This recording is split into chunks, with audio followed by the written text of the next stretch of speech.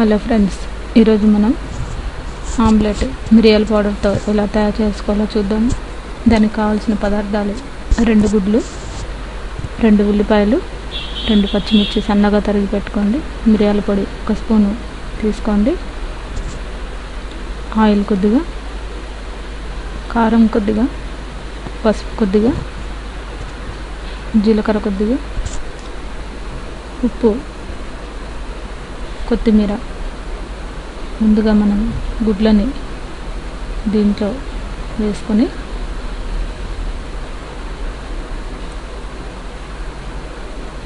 ఇది మనకి కొద్దిగా ఘాటుగానే ఉంటుంది, ఎందుకంటే దీంట్లో కొద్దిగా మిర్చి పౌడర్ కూడా, మిరియాల పౌడర్, పచ్చిమిర్చి వేస్తున్నాం కాబట్టి ఇది మనకి ఈ ఆమ్లెట్ దోశలోకి కానీ, రైస్లోకి కానీ, చారులోకి కానీ బాగుంటుంది. దీంట్లో 1 స్పూను మిరియాల పౌడర్ వేసుకోండి.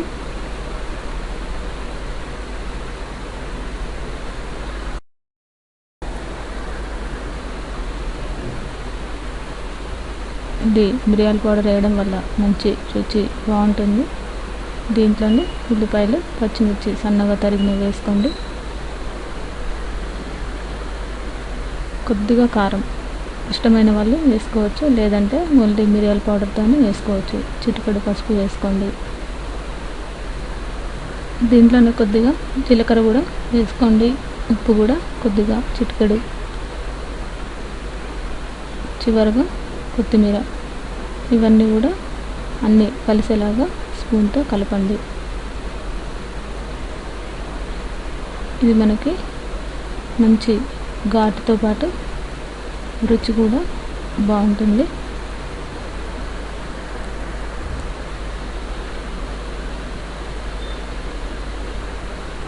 ఇలా మొత్తం కలిపిన తర్వాత మనం ఆమ్లెట్ ఎలా వేసుకోవాలో చూద్దాము.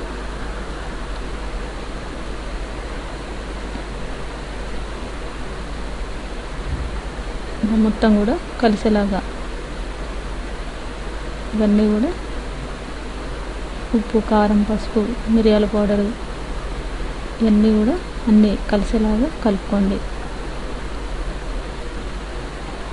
నెక్స్ట్ మనం పెనం వేడి చేసుకొని ఆయిల్ 3 స్పూన్లు వేసుకొని, ఆయిల్ వేడెక్కిన తర్వాత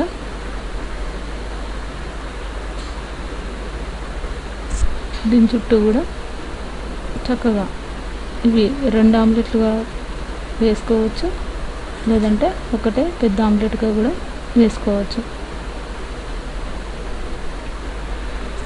ఇది మనకి మధ్యలో మనకు కొద్దిగా పచ్చిగా ఉంటే ఇది సగంగా కట్ చేసి కూడా తిప్పి వేసుకోవచ్చు. ఇది మొత్తం చూసారు కదా, మధ్యలో కొద్దిగా పచ్చిగా ఉంది, అందుకని సగంగా కట్ చేసి ఇలా హాఫ్ కూడా మనం దీన్ని కాల్చుకోవచ్చు. చూసారు కదా, ఈ విధంగా మనం ఈ ఆమ్లెట్ని రెడీ చేసుకోవాలి. ఎంతో రుచికరమైన ఈ మిరియాలతో ఆమ్లెట్ని మీరు కూడా ట్రై చేసి చూడగలరు.